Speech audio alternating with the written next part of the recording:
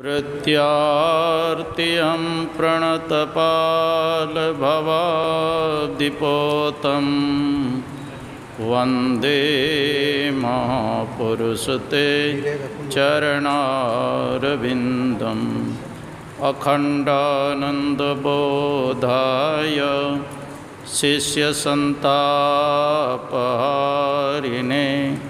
सच्चिदानन्दरूपाय रामाय गुरवे नमः।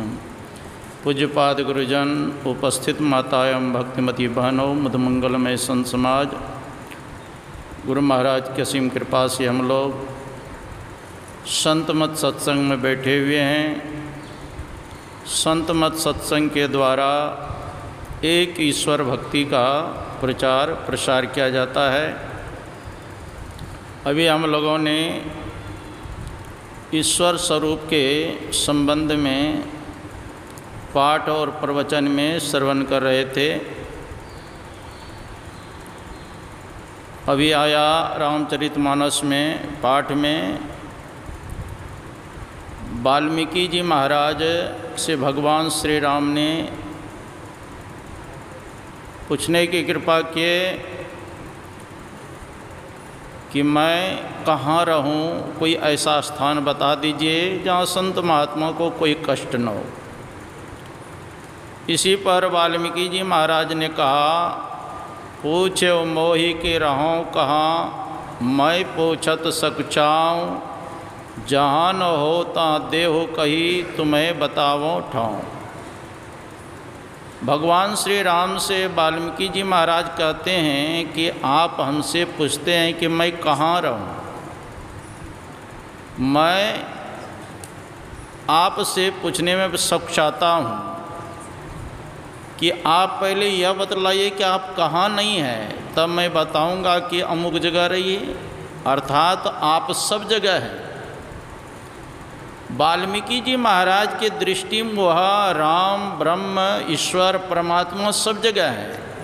वह शरीर भाव से नहीं पूछ रहे हैं। अगर शरीर भाव से भगवान श्री राम से वाल्मीकि जी महाराज पूछते तब तो कहते आप हमारे सामने ही है। उनके आत्मस्वरूप का वर्णन करते हैं वाल्मीकि जी महाराज। लेकिन राजा दशरथ के मन में होता था कि मेरा पुत्र जंगल चले गए, और इतना कष्ट हुआ राजा दशरथ को कि 6 बार राम राम कह करके अपने शरीरों का परित्याग किए। राम राम कही राम कही, राम राम कही राम, तनु परिहरि रघुवर विरह राव गयो सूरधाम। 6 बार राम राम कह करके राजा दशरथ स्वर्ग गए। अर्थात राजा दशरथ के दृष्टि में उनका पुत्र राम थे, वो स्थूल शरीर को देख रहे थे। लेकिन वाल्मीकि जी महाराज के दृष्टि में वो राम वो सर्वत्र है, हम में तुम में खड़े खम में। श्रीमद् भागवत महापुराण में भी आया है, भगवान कहते हैं अहमेवास्मेवाग्रे नान्यत् तत्परम पश्चाद हम यदि तच्च योग शिष्य स्वस्म्यम। भगवान कहते हैं कि सृष्टि के पूर्व में केवल मैं ही मैं था, मेरे अतिरिक्त न स्थूल था, न सूक्ष्म था, न कारण था, न अज्ञान था। और सृष्टि के रूप में जो कुछ भी प्रतीत हो रहा है वह भी मैं ही हूँ, और जो शेष बचता है वह भी मैं ही हूँ। यही बात उपनिषद में भी आया है, ओम पूर्णमदः पूर्णमिदं पूर्णात् पूर्णमुदच्यते पूर्णस्य पूर्णमादाय पूर्णमेवावशिष्यते। वो परमात्मा पूर्ण है, पूर्ण में से जो यह सृष्टि निकली हुई है यह भी पूर्ण है, और पूर्ण में से पूरा निकाल लेने पर शेष बचता वह भी पूर्ण ही है। उपनिषद में आया है, ब्रह्म वेदमृतम प्रस्ताद ब्रह्म पश्चात दक्षिण तश्चोत्तरेण अधश्चोर्ध्वं च प्रसृतम ब्रह्म वेदम विश्वमिदं वरिष्ठम। वह अमृतमय ब्रह्म ही आगे है, वह अमृतमय ब्रह्म ही पीछे है, वह अमृतमय ब्रह्म ही दाएँ है, वह अमृतमय ब्रह्म ही बाएँ है, वह अमृतमय ब्रह्म अंदर भी है और बाहर भी है। जब भगवान कृष्ण द्वारकापुरी जाने लगे तो माँ कुंती हाथ जोड़ करके स्तुति करती है, नमस्ये पुरुषं तद्दम ईश्वरम प्रकृते परम अलक्षम सर्वभूतानाम अंतर्बहिर्वस्थितम। नमस्ये पुरुषं तद्, हे आदि पुरुष मैं आपको नमस्कार करती हूँ। नमस्ये पुरुषं तद्दम ईश्वरम प्रकृते परम, आप ईश्वर हैं और प्रकृति से भी परे हैं। प्रकृति कितने हैं? हम लोग गुरु महाराज के पद में पाठ करते हैं, ये प्रकृति द्वय उत्पत्ति लय होवे प्रभु की मौज से। दो प्रकृति हैं, एक जड़ प्रकृति, दूसरा चेतन प्रकृति।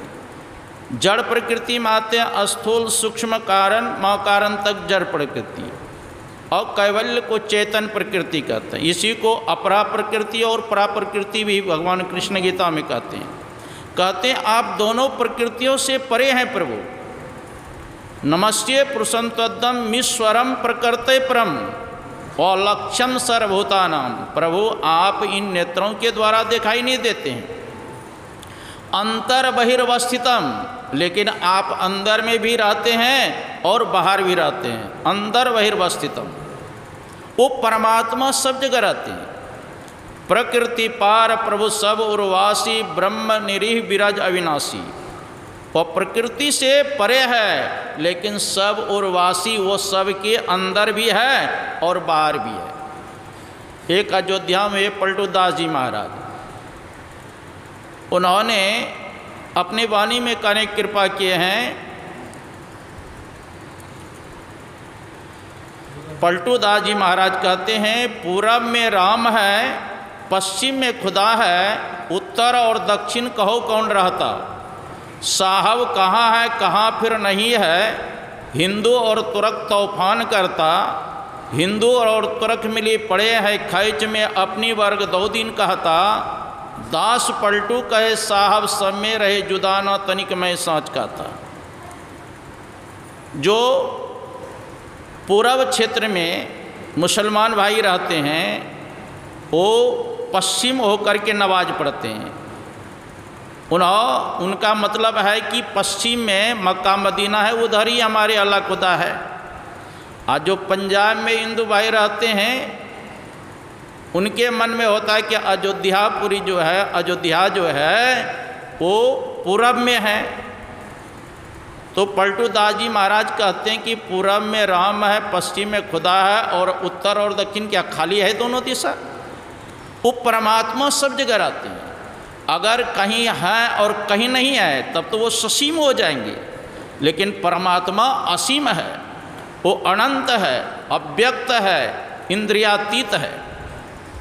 निर्गुण निराकार ब्रह्म अव्यक्त से व्यक्त होना ही प्रभु की माया है। जो रूप दिखाई देते हैं वो परमात्मा के सत्य स्वरूप नहीं, उनकी माया है। तुलसीदास जी महाराज ने लिखा, गो गोचर जहाँ लगी मन जाई, सो सब माया जानो भाई। इंद्रियों के द्वारा जो देखा सुना जाता है वह सब माया है, वो ब्रह्म ईश्वर परमात्मा नहीं है। भागवत में आया है, रीत्यर्थम यत् प्रतीयेत न प्रतीयेत चात्मनि तद विद्यात्मनोमयम यथा भासो यथा तम। जो दिखाई दे रहा है वो सत्य नहीं है, और जो दिखाई नहीं दे रहा है वही सत्य है। जैसे यह हम लोग हॉल देख रहे हैं, सत्संग भवन बना हुआ, सत्य है कि असत्य है? ये असत्य है, लेकिन दिखाई दे रहा है ना।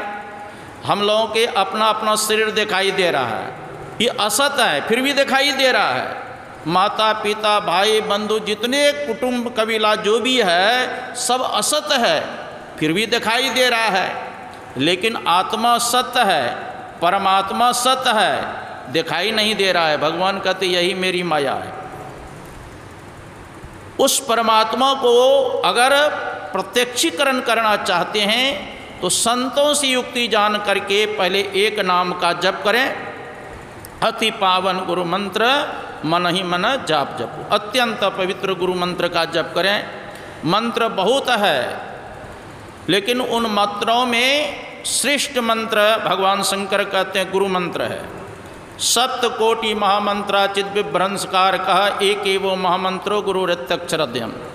संसार में 7 करोड़ महामंत्र है, सभी मंत्र चित्त को भ्रमित करने वाला है, लेकिन 2 अक्षर जो गुरु मंत्र है सभी मंत्रों का राजा है।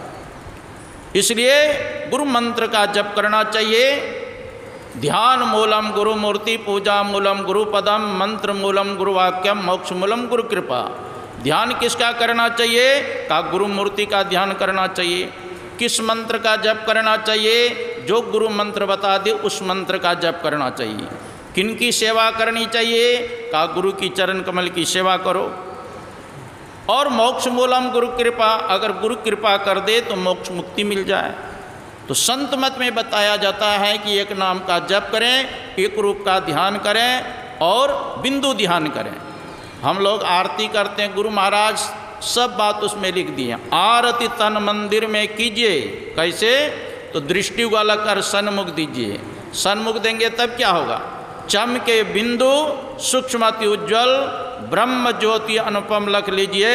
जगमग जगमग रूप ब्रह्मांडा, निरखी निरखी ज्योति तज दीजिए। यहाँ तक दृष्टि हो। इसके बाद शब्द सुरत अभ्यास सरल तरह, करी करी सार शब्द कह लीजिए। अपने अंदर में अनहद शब्द हो रहा है, उस अनहद शब्द में एक शब्द है सार शब्द। शब्द खोजी मन बस करे, सहज जोग है ए, सत्य सजनी सार है या तो झूठी दे। आदि शब्द को पकड़ेंगे, पहले अपने स्वरूप का ज्ञान होगा, फिर परमात्मा का साक्षात्कार होगा। इबादत है किसी नासाद को फिर साध कर देना, इबादत है किसी बर्बाद को आबाद कर देना। यही सीखा है हमने मुर्शद के कदम छूकर। खुदा से हो अगर मिलना, पता खुद का लगा लेना। जब तक अपना पता नहीं लगेगा तब तक परमात्मा का पता नहीं लगेगा। ये आप लोगों से हम थोड़ा सा कहा। बोलिए श्री सद्गुरु महाराज की।